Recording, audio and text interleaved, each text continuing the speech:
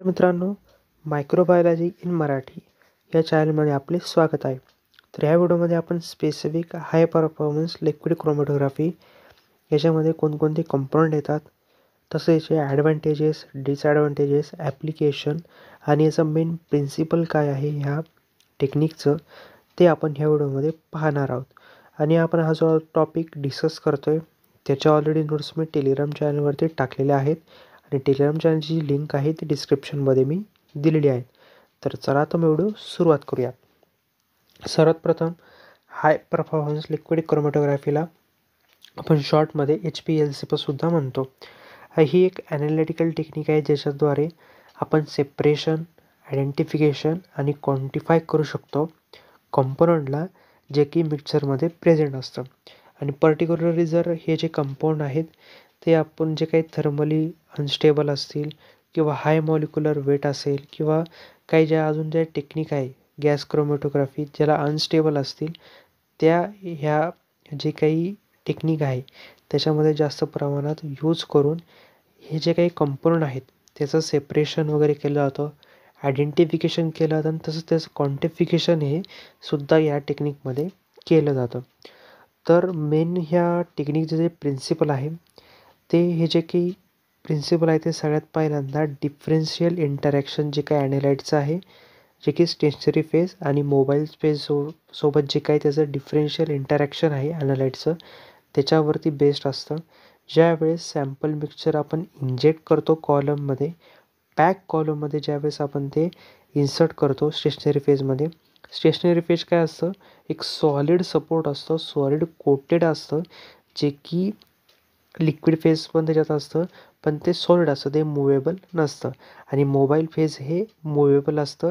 आणि ह्या कॉलममध्ये ज्यावेळेस आपण स्टेशनरी फेजमध्ये सॅम्पल इंजेक्ट करतो ते मोबाईल फेजमधून मूव्ह होतं कॉलममध्ये आणि जे काही सॅम्पलमध्ये जे काही कंपोनंट असतील ते कॅरी करत असतात. आणि ज्यावेळेस त्याचं डिफरन्सिएशन होतं हे ॲफिनिटीनुसार होतं फॉर दी स्टेशनरी फेज. आणि ज्यावेळेस कंपोनंट हे ट्रॅव्हल होतात वेगवेगळ्या स्पीडने, वेगवेगळ्या जे काही डिफरंट स्पीडने जे काही त्याचं सेपरेशन होतं, रिझल्टिंग काय होतं, जे सेपरेशन असेल ते कॉलममधून एक्झिट होतं ॲट अ डिफरंट टाईम. आणि यालाच म्हटलं जातं रिटेन्शन टाईम. म्हणजे एकाच वेळेस जे काही सॅम्पल असेल, सॅम्पल ऑफ मिक्सचर असेल ते इंजेक्ट केलं जातं स्टेशनरी फेजमधून, ते मोबाईल फेजमध्ये रन होतं. मोबाईल फेजमधून लास्टला जे काही असेल त्या ॲफिनिटीनुसार ते त्याचं सेपरेशन होतं आणि त्याच्या डिफरंट स्पीडमध्ये ज्या कंपोनंट जर ट्रॅव्हल झालेलं आहे ते रिझल्ट काय दाखवतं, डायरेक्टली कॉलममधून ते सेपरेशन होतं. आणि ते जे काही डिफरंट टाईमला जे काही डिफरंट जे काही कंपोनंट आहेत ते सेपरेट झाले त्याला रिटेन्शन टाईम असं म्हटलं जातं. तर सगळ्यात पहिल्यांदा जे काही स्टेशनरी फेज आहे मी तुम्हाला मगाशी सांगितलं, जे काही सॉलिड किंवा लिक्विड फेज असतं टिपिकली हे कॉलमच्या इनसाईड असतं जेणेकरून त्याचं इंटरॅक्शन हे ॲनालाइटसोबत होऊ शकेल. त्याच्यानंतर मोबाईल फेज हे लिक्विड सॉल्वंट असतं जे काही मूव्हेबल असतं थ्रू दी कॉलम आणि हे सॅम्पल कंपोनंटला कॅरी करण्याचं काम मेनली करतं. सेपरेशन जर आपण पाहिलं हे डिफरंट ॲफिनिटी जे काही कंपोनंटचे असेल, जे की स्टेशनरी फेज आणि मोबाईल फेजला जे काही डिफरंट ॲफिनिटी जे काय असतील ते कंपोनंट दाखवतात, त्याच्यामुळे त्याचं जे काही सेपरेशन असेल ते व्यवस्थित होतं त्या कॉलममध्ये आणि वेगवेगळ्या डिफरंट टाईममध्ये त्याचं सेपरेशन हे होतं. म्हणजे जर A, B आणि C आपण हे दोन कंपोनंट असतील ते मिक्सचर करून आपण टाकले तर B आधी खाली जाईल, नंतर A थोड्या वेळाने येईल किंवा C थोड्या वेळाने येईल. अशा डिफरंट टाईममधून जे काही कॉलममध्ये सेपरेशन त्या मॉलिक्युलचं होत असतं. हे झालं त्याचं प्रिन्सिपल. आता इन्स्ट्रुमेंटेशन पाहूयात. तर सर्वात प्रथम पहिलं आहे सॉल्वंट रिझर्व्हर. आणि याच्यामध्ये जे काही कंटेन असतं ते मोबाईल फेज जो की सॉल्वंट आहे, जो आपण ॲज अ इल्यूट म्हणून वापरतो आहे ॲनालाइटमध्ये फ्रॉम दी कॉलम. आणि they can hold the single or multiple solvent depending on the whether the method use the isocratic or gradient evolution. याच्यामध्ये मेनली मल्टिपल सॉल्वंटचा वापर केला जातो जे की मोबाईल फेज असतं जेणेकरून त्याचं सेपरेशन हे व्यवस्थित होऊ शकेल. आणि दुसरं जे काही आहे ते पंप असतं.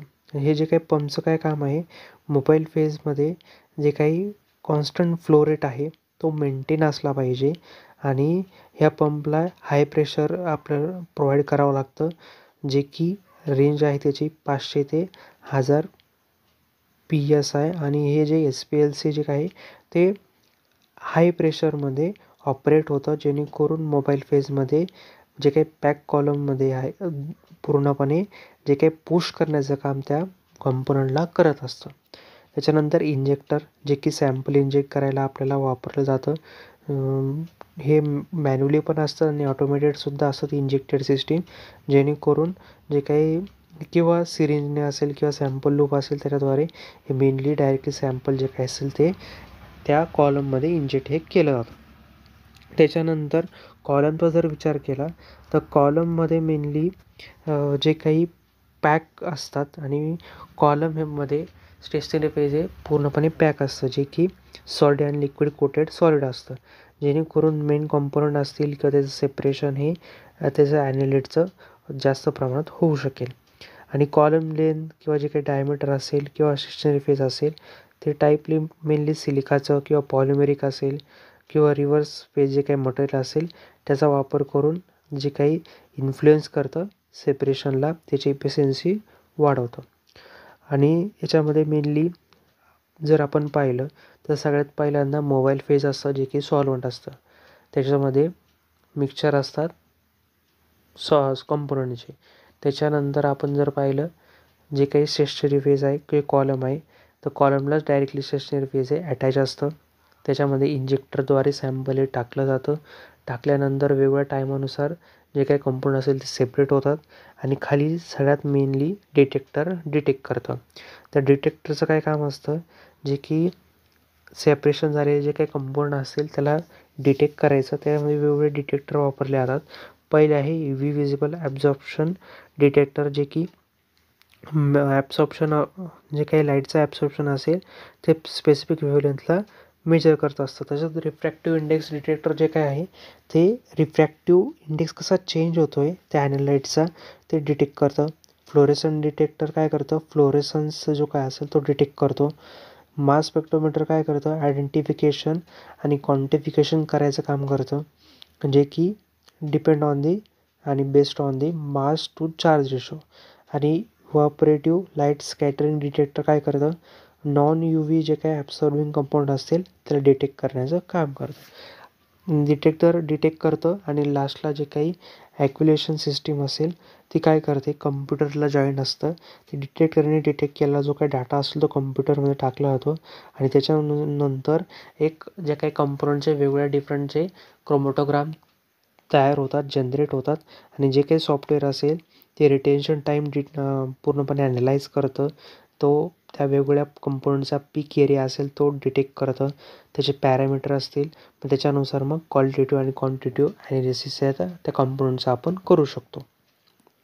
आणि मेनली हे जे काही HPLC आहे त्याचे काही वेगळे अजून 4 टाईप्स आहेत. त्यापैकी नॉर्मल फेज जे की HPLC आहे त्याच्यामध्ये पोलर जे काही सेपरेशन असेल, पोलर कंपोनंट आहे ते आपण सेपरेट करू शकतो. याच्यामध्ये स्टेशनरी फेज हे पोलर असतं मेनली आणि मोबाईल फेज हे नॉन पोलर असतं. आणि रिव्हर्स फेजमध्ये उलटं असतं, जे की स्टेशनरी फेज आहे ते नॉन पोलर होतं आणि मोबाईल फेज हे पोलर होतं. हे मोस्टली कॉमनली ऑर्गॅनिक कंपाऊंड असतील जे त्याला स्पेशली सेपरेशन करण्यासाठी वापरलं जातं.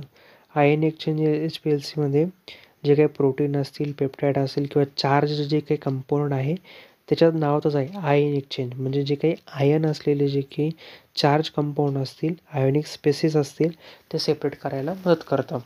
साईज एक्सक्लुजन HPLCमध्ये जे काही मॉलिक्यूल असतील ते त्याच्या साईजनुसार पोरसमध्ये स्टेशनरी फेजमधून सेपरेशन होतात, जे की आपण प्रोटीन असतील, पॉलिमर असेल ते सेपरेशन करायसाठी आपण HPLCचा वापर करतो.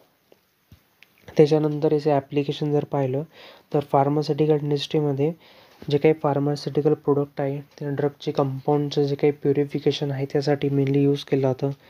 क्वांटिफिकेशनचं जर पाहिलं इम्प्युरिटीज वगैरे काढण्यासाठी किंवा ड्रग फॉर्म्युलेशनमध्ये कोणता प्रोडक्ट हा डिग्रेडेशन करतो आहे ते पूर्णपणे डिटेक्ट करण्यासाठी किंवा जे काही फार्माकोकायनेटिक्स असतील, ड्रगचं कॉन्सन्ट्रेशन असेल, बायोलॉजिकल सॅम्पल जे काही असतील ब्लड आणि युरिन त्याच्यामधून जे काही ड्रगचं कॉन्सन्ट्रेशन आहे त्याचा मेजरमेंट करण्यासाठी वापरला जातो.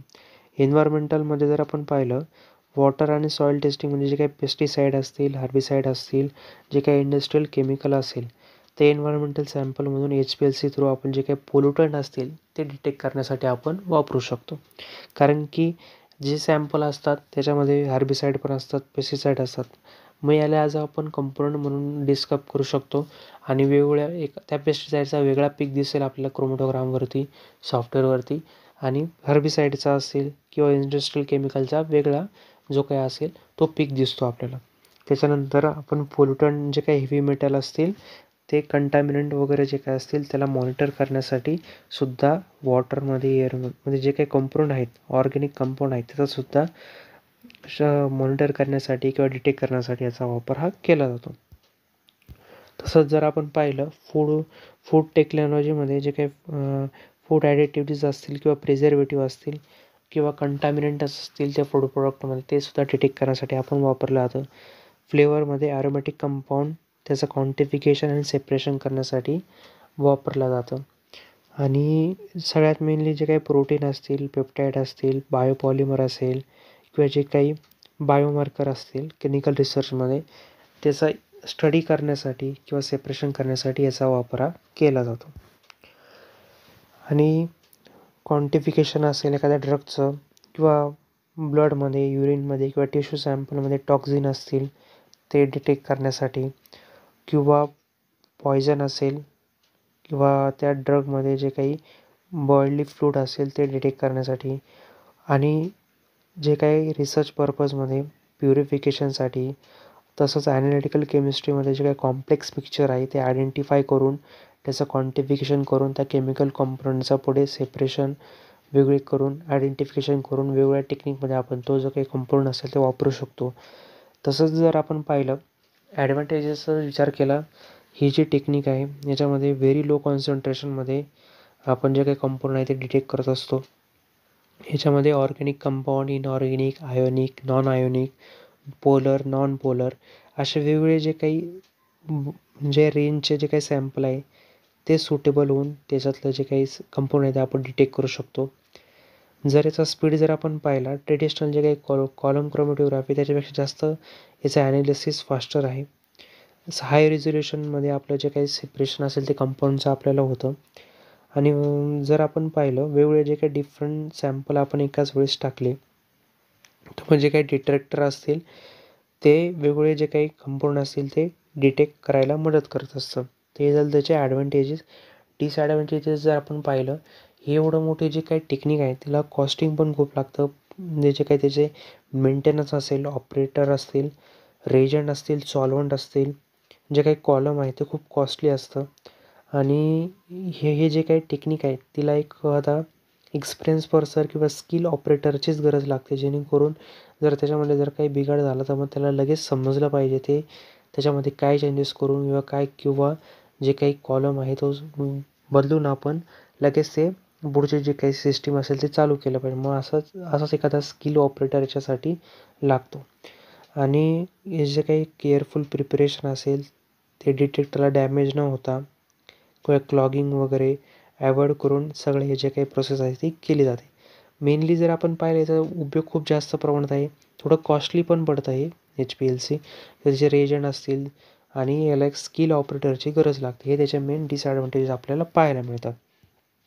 तर मेनली जर पाहिलं HPLC हे जे मॉडर्न जे काही ॲनालिटिकल लॅबोरेटरीजमध्ये वापरलं जातं, जेणेकरून फूड सेफ्टीमध्ये, फार्मास्युटिकलमध्ये, एन्व्हायरमेंटल मॉनिटरिंगमध्ये किंवा बायोटेक्नॉलॉजिकल रिसर्चमध्ये याचा वापर हा मेनली केला जातो. जेणेकरून जे काही कॉम्प्लेक्स मिक्सचर असेल त्याचं ॲनालिसिस हे होतं आणि त्यातले जे काही कंपाऊंड असेल त्याचं सेपरेशन व्हायला मदत होतं. तर या व्हिडिओमध्ये आपण HPLC म्हणजे हाय परफॉर्मन्स लिक्विड क्रोमॅटोग्राफी हा टॉपिक आपण डिस्कस केला. जर तुम्हाला माझा व्हिडिओ इम्प्रोव्ह वाटला असेल नक्की व्हिडिओला लाईक करा आणि चॅनल सबस्क्राईब करायला विसरू नका. चला भेटूया पुढच्या व्हिडिओमध्ये.